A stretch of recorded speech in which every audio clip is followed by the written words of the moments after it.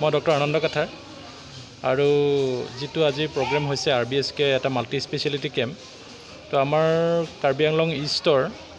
RBSKৰ আমাৰ যিটো প্ৰগ্ৰেম চলি আছে তাৰ মই নডেল অফিচাৰো হয় লগতে চাইল্ড স্পেচিয়েলিষ্টো হয় চ' এতিয়া আমাৰ ডিষ্ট্ৰিক্টত গোটেই অসমৰ লগতে RBSKৰ পৰা যিটো মাল্টি স্পেচিয়েলিটি কেম্প কৰিব দিছে সেইটো আমাৰ ব্লকে হৈ আছে চ' এই কেম্পটো বছৰত দুবাৰকৈ আমাৰ ষ্টেটৰ পৰা কৰিবৰ কাৰণে নিৰ্দেশ দিয়া থাকে চ' আমি এইবাৰ এইটো ফাইনেন্সিয়েল ইয়েৰত আমাৰ এইটো কাৰণে এইবাৰ আৰম্ভ কৰিছোঁ ইয়াতে ইতিমধ্যে বাকী 3টা ব্লকত আমাৰ হৈ গ'ল যেনেকা হাওৰাঘাট মাঞ্জা চকীহলা হৈ গ'ল আজি আমাৰ লাষ্ট 29লৈকে আমাৰ ডেট আছিলে আজি আমাৰ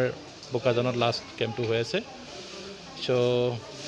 ইয়াৰ বিষয়ে এইটোৱে কথা আছিলে কেনেকুৱা ধৰণৰ চিকিৎসা প্ৰদান কৰা হৈছে হয়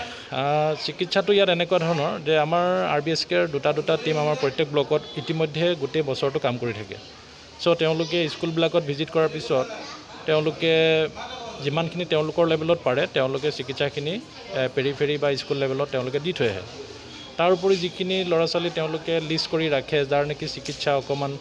বিভাগমতে দিব লগা হয় যেনেকৈ কোনোবা স্কিনৰ কোনোবা চাইল্ডৰ মানে কাণৰ কোনোবা দাঁতৰ চকুৰ ত' এনেকুৱা কথাখিনি তেওঁলোকৰ কাৰণে পেণ্ডিং হৈ থাকে চ' যেতিয়া আমি ব্লকত এনেকৈ মাল্টি স্পেচিয়েলিটি কেম্পটো এৰেঞ্জ কৰোঁ তেতিয়া এই ৰখি যোৱা কেছখিনিক আমি ব্লক লেভেলত আমি তেওঁলোকক চিকিৎসাটো প্ৰদান কৰোঁ চিকিৎসক আজি আপোনাৰ উপস্থিত আছে আমাৰ ডিষ্ট্ৰিক্ট লেভেলৰ পৰাও আছে আৰু আমাৰ মেডিকেল কলেজৰ পৰাও আছে ইয়াতে আমাৰ ENT চাৰ্জন আছে ডেণ্টেলৰ আছে আৰু অৰ্থৰো আছে প্লাছ আইৰো আছে চকু বিভাগৰো আছে আৰু মই নিজে আছোঁ আমি ইয়াতে 18 বছৰলৈকে আমি ইয়াত ট্ৰিটমেণ্টটো দিব পাৰোঁ আৰু কিবা দৰকাৰ থাকিলে আমি তেওঁলোকক ৰেফাৰো কৰিব পাৰোঁ এইখিনি সুবিধা ৰেফাৰটো সাধাৰণতে টাৰ্চিয়াৰী চেণ্টাৰ যেনেকৈ মেডিকেল কলেজ বা আমি কেতিয়াবা দৰকাৰ হ'লে কিছুমান স্পেচিয়েলাইজ চেণ্টাৰ থাকে গভৰ্ণমেণ্টৰ লগত টাই আপ থকা তেনেকুৱাবিলাকতো পঠাব লগা হয় হয় সম্পূৰ্ণ বিনামূলীয়া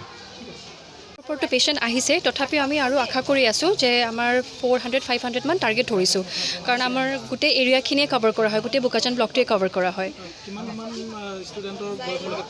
আমাৰ 0 পৰা 18 বছৰলৈকে মানে ধৰক নতুন জন্ম পোৱা ল'ৰা ছোৱালীসকল তাৰ পৰা 18 বছৰলৈকে হয় ঔষধ পাতিখিনি বিনামূলীয়া হয় আমাৰ হস্পিটেলৰ ফালৰ পৰা ছাপ্লাইখিনি আছে তাৰ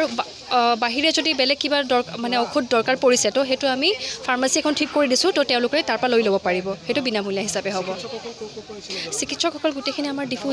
DMCHৰ পৰা আহিছে আমাৰ ধৰ তাৰ পৰা পেডিয়াট্ৰিক্স আহিছে তাৰপিছত অৰ্থপেডিক্স আহিছে অপথালমলজিষ্ট আহিছে আৰু ENT আহিছে 4জন আহিছে